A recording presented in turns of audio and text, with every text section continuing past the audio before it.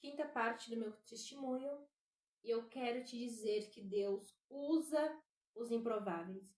E eu quero te dizer que se Deus tem uma chamada na tua vida, muitas das vezes, por mais que você não queira, por mais que você não pediu, por mais que você ache que não consiga, que não possa, que não é com você, que Deus nunca vai te usar, Ele usa quem Ele quer. E se Ele tiver um chamado na tua vida, muitas das vezes, e provavelmente, Ele vai sim te levar para o deserto, você vai sim passar por experiências e um processo na qual você nunca imaginou passar. Mas também eu já quero começar te dizendo que, mesmo que o seu deserto seja doloroso, seja difícil de você vai viver o que ninguém vai viver nele. Queridos, bom dia, boa tarde, boa noite, a paz do Senhor, amados. Não sei que hora você vai estar vendo esse vídeo. Já falei aqui nos testemunhos anteriores, se você está chegando aqui nesse primeiro vídeo, eu quero te convidar a assistir os vídeos anteriores para você entender todo o processo, porque eu estou gravando, foi algo a qual o Espírito Santo entregou nas minhas mãos, e entender tudo o que aconteceu até aqui, tá? Não tem como resumir 4 anos de deserto em 10 minutos, em 1 minuto. Então, eu fiz um vídeo explicando, né? Eu contei sobre a morte do meu filho, sobre o propósito, como aconteceu. Depois eu falei sobre que Deus mostra a honra, mas Deus não mostra o processo, que Deus cuida no deserto e que Ele também prospera no deserto. E hoje eu quero trazer para você que Deus usa, sim, improváveis. E que se Deus tem um chamado na tua vida, Ele, muitas das vezes, vai te levar para o deserto, tá? Muitas vezes nós não pedimos, nós não queremos, mas Deus simplesmente olha para você e fala, vou te usar. É você que vai passar por isso, mas Deus nunca vai te deixar confundido, confundida. Deus sempre vai cuidar de todos os detalhes. Como eu disse no primeiro vídeo, antes de eu ter o meu filho, antes mesmo de eu querer ter um segundo filho, Deus usou um moço num hospital a qual eu fui numa consulta e disse para mim, olha, eu sonhei com você, Deus falou que você estaria aqui e que era para eu te contar o meu sonho. E ele me viu dentro de um hospital grande com muitas crianças doentes, ele descreveu, na hora eu não sabia, porque eu nem conhecia o Hospital do Câncer, eu não conhecia, não tinha menção do que seria o hospital por dentro, até cheguei a pensar que não era de Deus, que homem louco, não vai acontecer nada daquilo. Um dos nossos erros, né?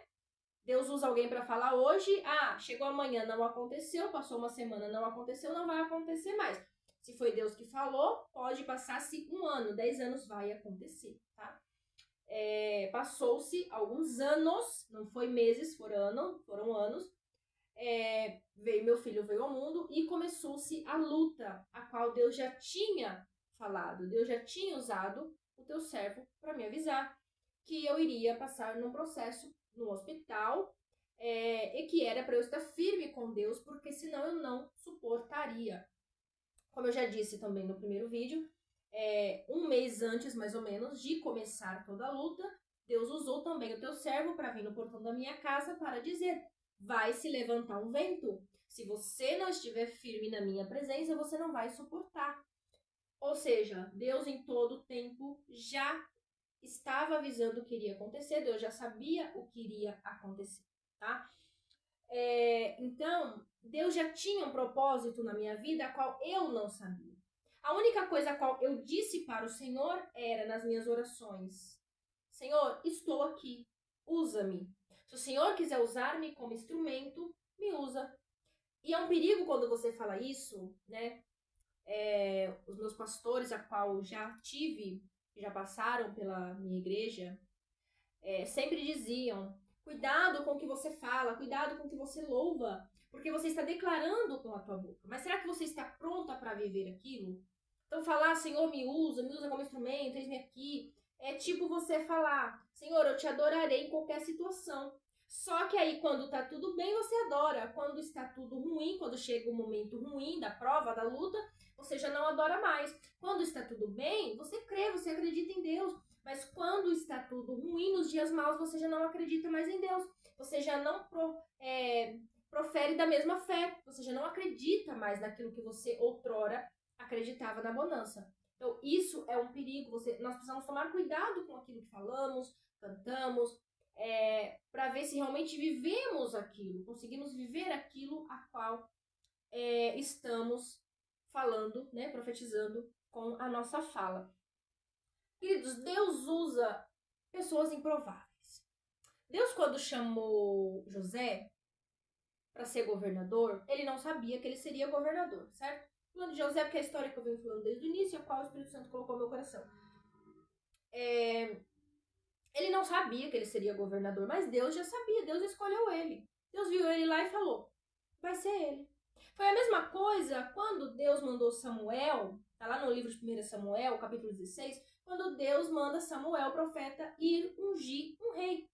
Vai à casa de Jessé, que eu já escolhi um rei. Não é que eu ainda vou escolher. Deus já tinha escolhido um rei.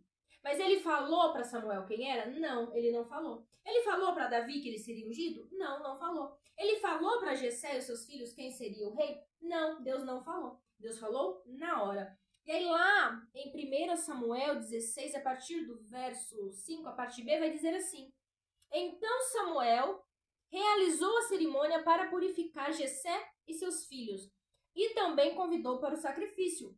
Quando chegaram, Samuel olhou para Eliabe e pensou, com certeza é este homem que o Senhor ungirá. O Senhor, porém, disse a Samuel, não julgue pela aparência, nem pela altura, pois eu o rejeitei. O Senhor não vê as coisas como o ser humano as vê. As pessoas julgam pela aparência exterior, mas o Senhor olha para o coração. Então Jessé chamou seu filho Abinadab e o levou até Samuel. Porém ele disse, não foi este que o Senhor escolheu. Em seguida chamou Simeia, mas Samuel disse, também não foi este que o Senhor escolheu. Da mesma forma, todos os 7 filhos de Jessé foram apresentados a Samuel. Mas Samuel disse a Jessé, o Senhor não escolheu nenhum deles. Então Samuel perguntou, são estes todos os filhos? Jessé respondeu, não, ainda tenho um mais novo, mas está no campo, tomando conta das ovelhas, do rebanho. E Samuel disse, mande-o chamá-lo. Não nos sentaremos para comer enquanto ele não chegar. Aleluia. Queridos, aqui, quando nós vamos para essa história, assim como a de José, Davi, ele estava no campo. Mas Deus escolheu ele como rei. Quando Deus escolhe alguém, não tem quem peça. Não adianta você correr do propósito. Não adianta você achar, aleluia, que não vai passar por nada. Porque se Deus escolheu, não tem como fugir de Deus. Não adianta se esconder de Deus. Quando Elias foi para a caverna, Deus mandou um anjo lá. Elias, o que fazes aqui? O Senhor foi lá atrás dele, o que faz aqui? Não adianta, querido, se esconder de Deus. Não adianta eu querer lá atrás ter falado assim, Senhor, eu não vou passar por esse processo, não.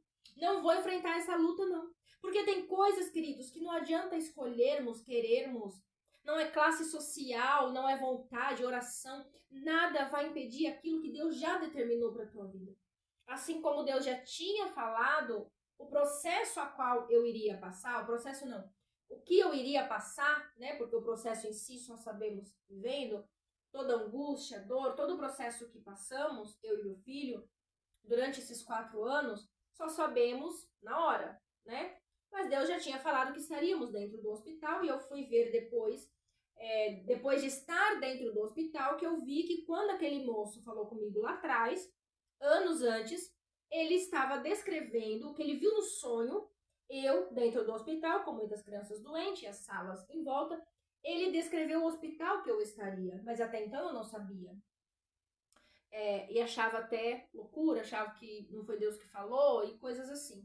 Mas quando acontece, a gente lembra, o Espírito Santo te faz lembrar. Eu dentro do hospital, o Espírito Santo me fez lembrar o que aquele moço tinha falado, ou seja, Deus já tinha um propósito. Eu, queridos, era a pessoa menos improvável de Deus usar, de Deus falar, filha, eu vou te colocar num processo, vou te dar um filho, mas esse filho vai ter uma doença, e vocês vão passar por um processo dolorido, vocês vão passar por um processo difícil, mas é neste processo que eu vou te usar. eu sou a pessoa menos improvável de Deus usar. Porque eu sou aquela pessoa que era pra você olhar pra mim e falar: não, não. Deus vai usar qualquer pessoa, menos a irmã Meire. Deus vai levantar qualquer pessoa, menos a irmã Meire. Porque a irmã Meire era aquela pessoa que corria das pessoas. Inclusive, sou assim até hoje. Eu corro das pessoas. Eu não quero falar com as pessoas. Eu tenho vergonha das pessoas. Eu sou uma pessoa tímida. Eu sou uma pessoa que não gosta de estar na multidão. Não, eu sou uma pessoa que não gosto de estar em muito movimento, no meio das pessoas. Eu quero correr, eu quero sempre, sabe? Eu sou aquela pessoa que acaba o culto, eu corro pra casa, né? Eu só falo ali com quem tá no caminho e vou embora. Eu sou esse tipo de pessoa. Eu sou uma pessoa que não decora as coisas. Eu não decoro data, eu não decoro versículo, eu não. Eu leio agora, daqui a pouco eu esqueço. Eu sou uma pessoa que o Espírito Santo fala comigo. Se eu não anotar, daqui a pouco eu falo: o que o Espírito Santo falou comigo mesmo? Eu não lembro. Eu lembro algumas coisas, mas eu sou uma pessoa muito esquecida, eu sou uma pessoa muito. Eu não guardo as coisas que eu leio, que eu, sabe? Tem coisas que sim, tem coisas que não. Eu não sou aquela pessoa que tudo que vê, que lê, data, versículo, sabe tudo, sabe onde tá isso, sabe onde... Eu sei a história completa. Eu te conto a história do profeta Elias inteira, mas eu não sei te falar versículo, aonde tá, onde deixa de estar, eu não sei. Então eu sou uma pessoa que quando Deus começou a falar comigo, eu falava: não, é coisa da minha cabeça, não é Deus falando comigo. Quando Deus começou a falar comigo dentro do hospital, por que dentro do hospital, mamãe? Porque foi aonde eu estava sensível à voz de Deus. Por isso que geralmente quando Deus tem um chamado na nossa vida, ele nos leva para o deserto. Não é para nos maltratar, né? Não é por pecado. Tanto que muita gente às vezes vê você no deserto e fala assim: ah, é pecado. Porque tá pecando, porque tá merecendo, fez alguma coisa errada. Não, querido. É simplesmente porque Deus quer te quebrantar, muitas das vezes, e quer falar com você. Você precisa estar sensível ao Espírito. Só que você só fica sensível na dor. Enquanto eu estava no tempo de bonança, num tempo bom, que estava tudo bem, família saudável, eu não tinha, aleluia, a sensibilidade de ouvir Deus falar comigo. Foi no meio do deserto que eu criei a sensibilidade de ouvir Deus falar comigo. Só que no começo eu achava que era coisa da minha cabeça, que eu tava ficando louca, e não era eu falando sozinha. Não, não é Deus falando comigo. E Deus foi ali tratando comigo de algumas formas, a qual eu comecei a entender que era Deus falando comigo e que Deus queria me usar. Só que no começo eu fui muito relutante. Por quê? Tanto que quando Deus me dava uma palavra para eu levar, gravar, enfim, eu não fazia, porque eu falava: não, Senhor, eu não sei. O Espírito Santo falava para mim, história tal, e começava a ministrar no meu coração. Eu não sabia onde tá o versículo. Eu tinha que correr procurar. Aí eu falava: não, eu não sou esse tipo de pessoa que Deus vai usar. Né? Com tantas pessoas inteligentes que decoram a Bíblia, de Gênesis e Apocalipse, como que Deus vai usar eu? Não, não, não vai. Aí tantas pessoas que têm uma vida boa, que tá na bênção, né? Deus vai usar eu, que tô dentro do hospital, que mal tava indo pra igreja nesses últimos 4 anos de deserto, a partir de 2020 até 2024, eu fui pra igreja muito pouco. Eu fiquei praticamente 15 anos dentro da igreja, mas não conhecia Deus e não tinha a intimidade com Deus que eu tenho hoje. E eu não perdia um culto. A partir de 2020, que eu comecei a morar praticamente dentro do hospital, eu não ia pra igreja, eu pouco ia, né, quando eu conseguia ir, porque meu filho tava sempre com a defesa baixa, né, a prioridade, não que era ele acima de Deus, mas eu precisava cuidar dele. Mas eu criei uma intimidade com Deus que outrora, antes do deserto, eu não tinha. Eu não ouvia a voz de Deus, eu não sentia a presença de Deus como eu sinto hoje. De eu sentir a presença de Deus, de eu saber que tem algo sobrenatural, de eu viver o sobrenatural. Então, Cris, no deserto, muitas das vezes você vai passar pelo que ninguém passa. Você vai sentir a dor que muita gente não vai sentir.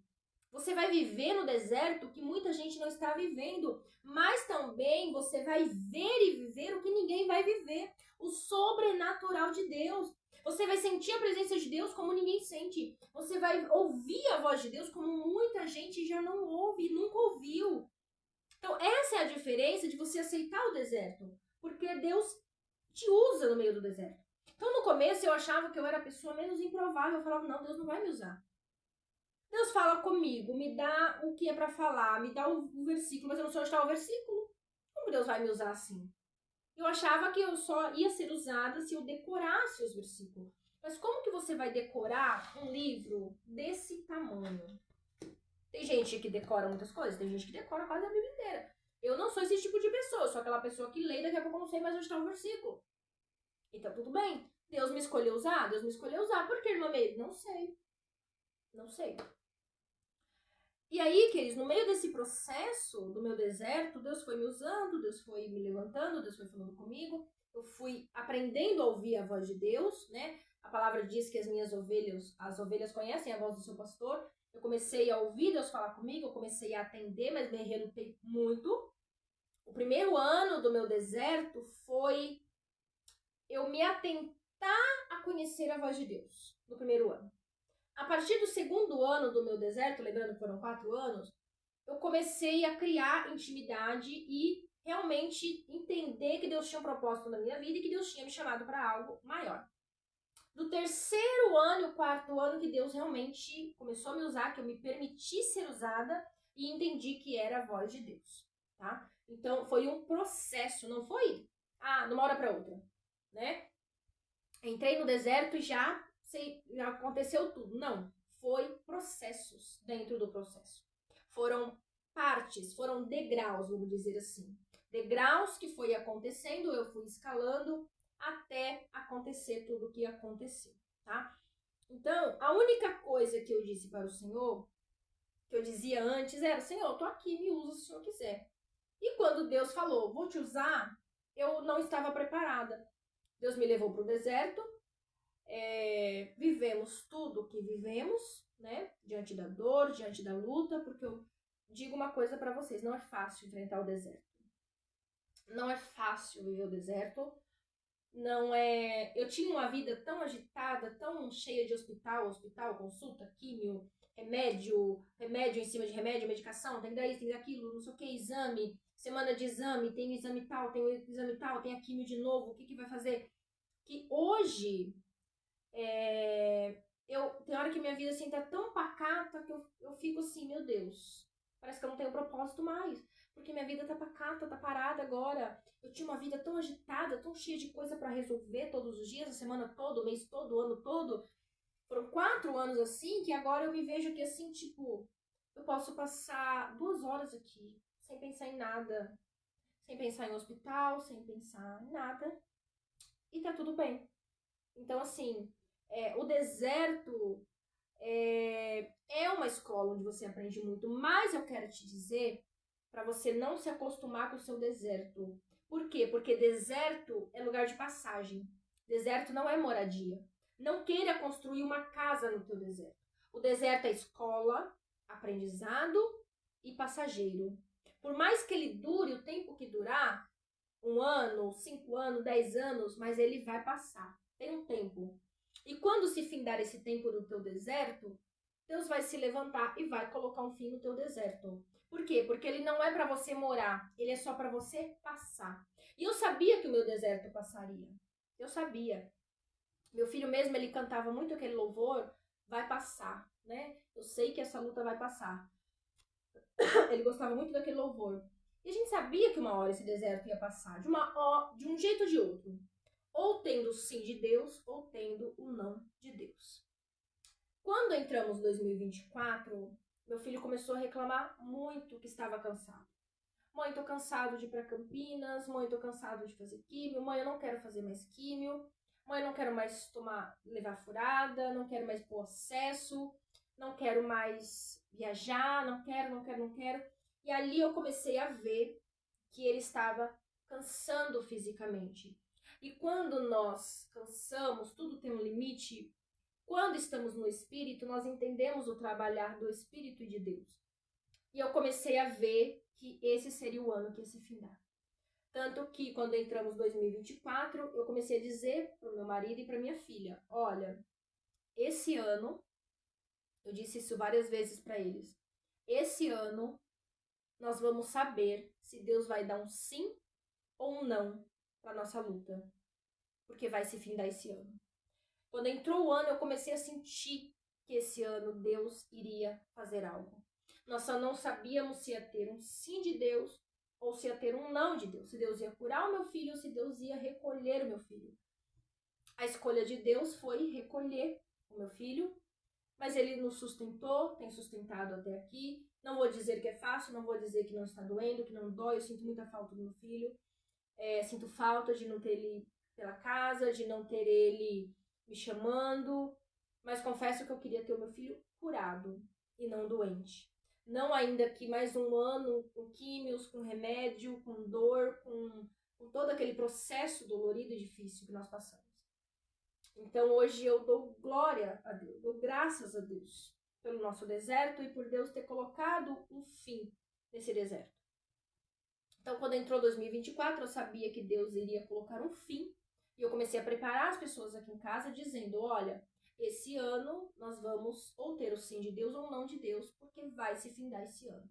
E aí logo em seguida começou o tratamento não dá certo, várias medicações mudadas, nenhuma deu certo e a coisa começou a sair do controle médico, começou a sair do controle de todo mundo e nada mais funcionava, entrou no paliativo, do paliativo ele foi muito rápido para o terminal e Deus o recolheu. Deus não deixou ele sofrendo muito tempo quando a situação apertou, sabe? Quando o negócio estreitou mesmo. Tanto que a gente foi pro hospital, no dia que eu levei ele pro hospital, como eu disse no primeiro vídeo, eu levei mala para um mês, achando que a gente ia ficar muito tempo ali, e ficamos apenas um dia. Mas como eu disse, Deus também tinha me falado em sonho naquele dia, naquela madrugada, que seria o último dia de vida do meu filho, né? Deus falou comigo, Deus me alertou antes de fazer, antes de levá-lo. Deixou eu me despedir do meu filho durante o dia todo, e assim, por volta das 9 horas da noite, Deus o recolheu, né? Então, Deus, ele cuida sempre de todos os detalhes. Deus, ele, no deserto, é onde Deus vai mostrar também o cuidado dele, né? Todos os cuidados dele. Mas eu quero te dizer que no deserto é só passagem, como eu disse. Deserto é lugar de passagem, não é lugar de permanência. Então, se você está... Eu não sei que deserto você está enfrentando, ou talvez você venha a enfrentar. Eu não sei que deserto você, de repente, está triste, desanimado, achando que não vai ter fim. Vai ter um fim. Mas, irmã Meire, se não tiver o fim que eu quero, que eu desejo, Deus vai te sustentar.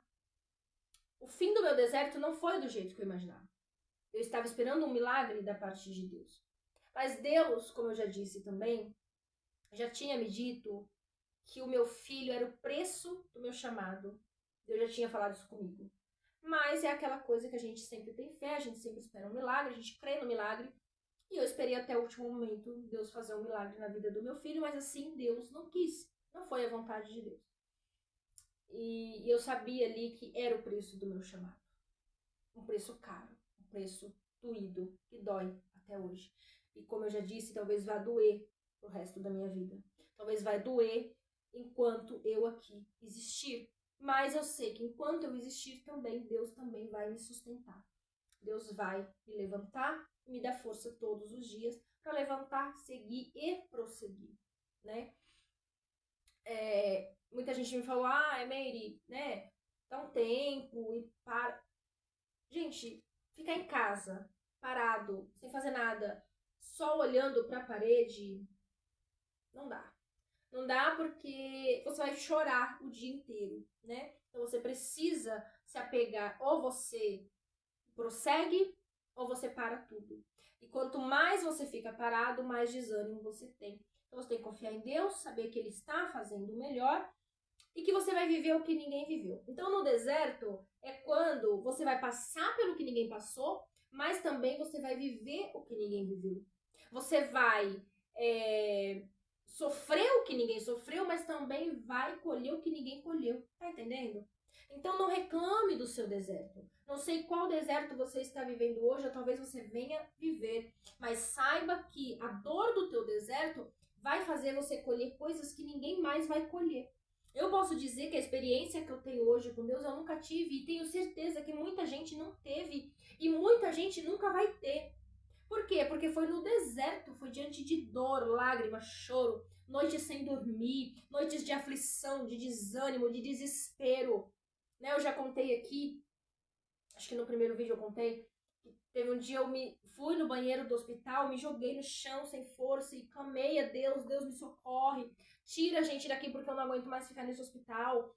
Então foram momentos de desespero que me proporcionou coisas que ninguém vai viver, né? Momentos que eu vivi com meu filho que eu jamais vou esquecer. Momentos de espiritual mesmo que nós vivemos. Só eu e ele vivemos. Nem as pessoas de dentro da minha casa não viveu. Eu e ele vivemos.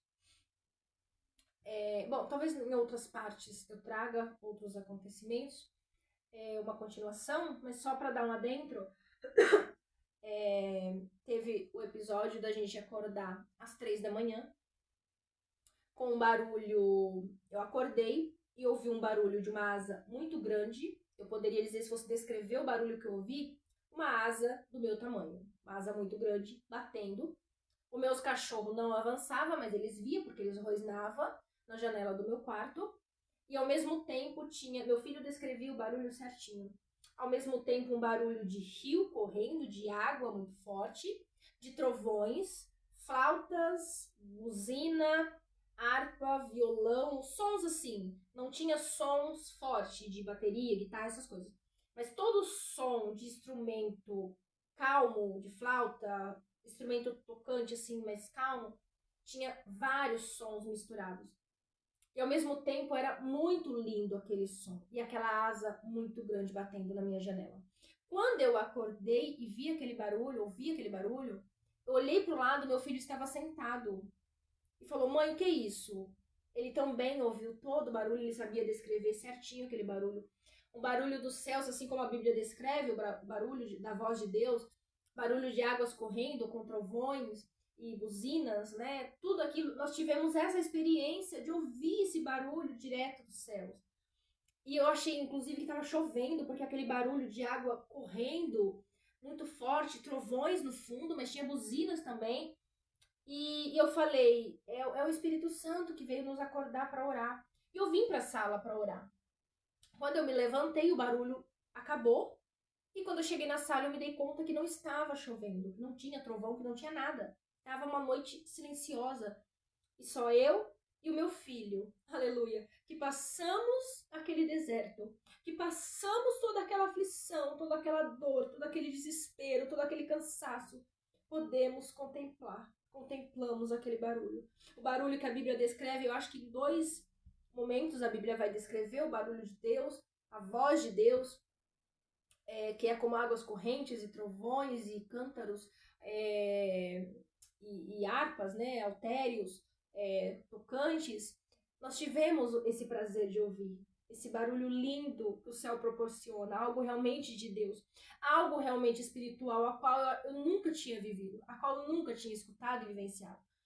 Eu e o meu filho tivemos essa experiência. Engraçado que meu marido estava do lado da janela e ele não acordou e não ouviu nada. Minha filha estava em casa, ninguém ouviu nada. Só eu e o meu filho. Por quê? Porque era eu e ele que estava dentro do deserto, na parte mais cansativa. Por mais que as outras pessoas da nossa família também estivessem sofrendo, mas eu e ele estava no processo.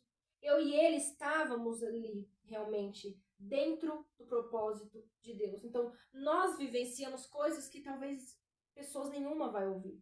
Talvez pessoas nunca irão ter esse prazer de escutar aquele barulho maravilhoso, lindo dos céus que nós ouvimos, né? E outras coisas mais que aconteceu, que eu e meu filho presenciamos, que pessoas talvez nunca vai ouvir, nunca vai ver, né?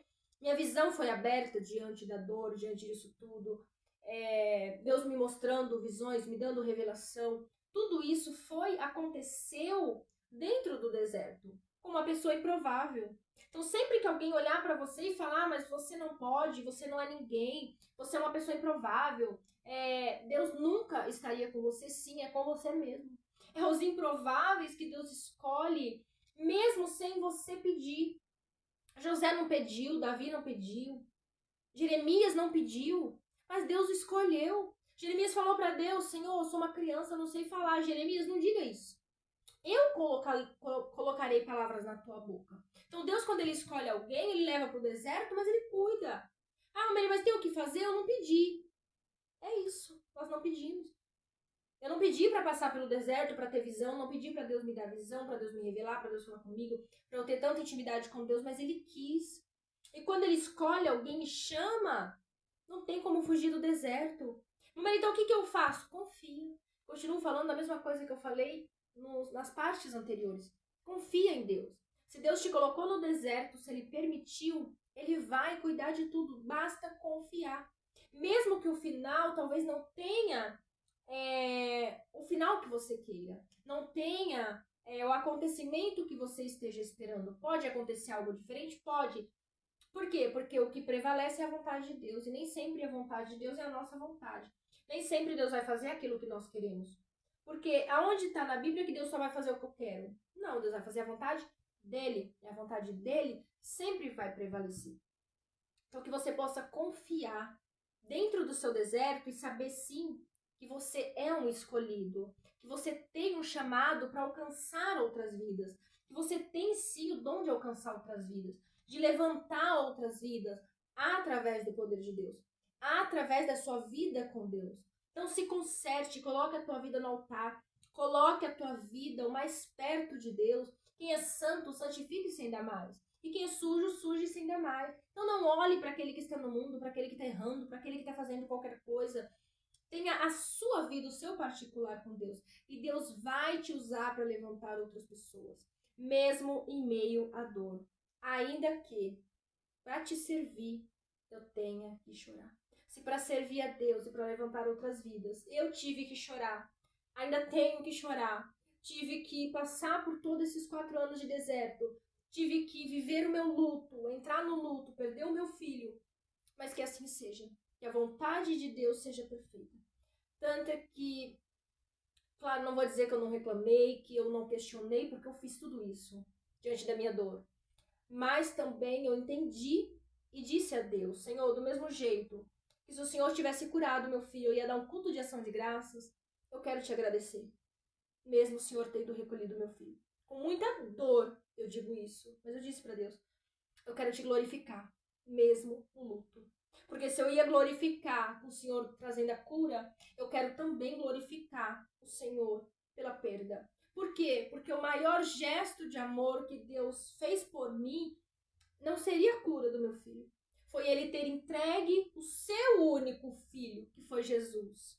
Aleluia. Na cruz do Calvário. Para me dar a salvação eterna. Então o maior gesto de amor Deus já fez. Não depende de nada que ele vai fazer, de cura, de bênção, de casa, de carro, não. Ele já fez a maior prova de amor pela minha vida, que foi entregar Jesus na cruz do Calvário. Então, isso é o que me faz servir a Deus. E não a cura física de algo ou a entrega de algum bem material, de algo material, de alguma bênção. Não. Se Deus não quiser me dar nada, tá tudo bem, porque ele já me deu tudo. Na cruz, Jesus já me deu tudo, que é a salvação eterna, porque isso daqui é passageiro. Mas na cruz, ele me deu direito à vida eterna, uma eternidade com Cristo nas mansões celestiais, pisando em ruas de ouro, caminhando e cantando num lindo coral, onde não vai ter mais pranto, onde não vai ter mais doença, onde não vai ter mais dor, onde eu não serei mais decepcionada, onde eu não sofrerei mais, onde ninguém mais vai caluniar, onde ninguém vai se levantar contra mim, onde ninguém vai poder me fazer mal. Então o maior gesto de amor Deus já fez por mim. Ele não precisa fazer. Se ele quiser fazer algo de bom na minha vida, eu vou glorificar. Mas também se ele não quiser, eu vou glorificar do mesmo jeito. Por isso que eu não parei. E nem vou parar. Vou parar quando Deus assim permitir. Mas enquanto Deus me der fôlego, enquanto Deus mandar eu caminhar, eu vou caminhar. Por quê? Porque a maior prova de amor não era a cura do meu filho. Foi a entrega do filho dele na cruz do Calvário pela minha vida. Que Deus te abençoe.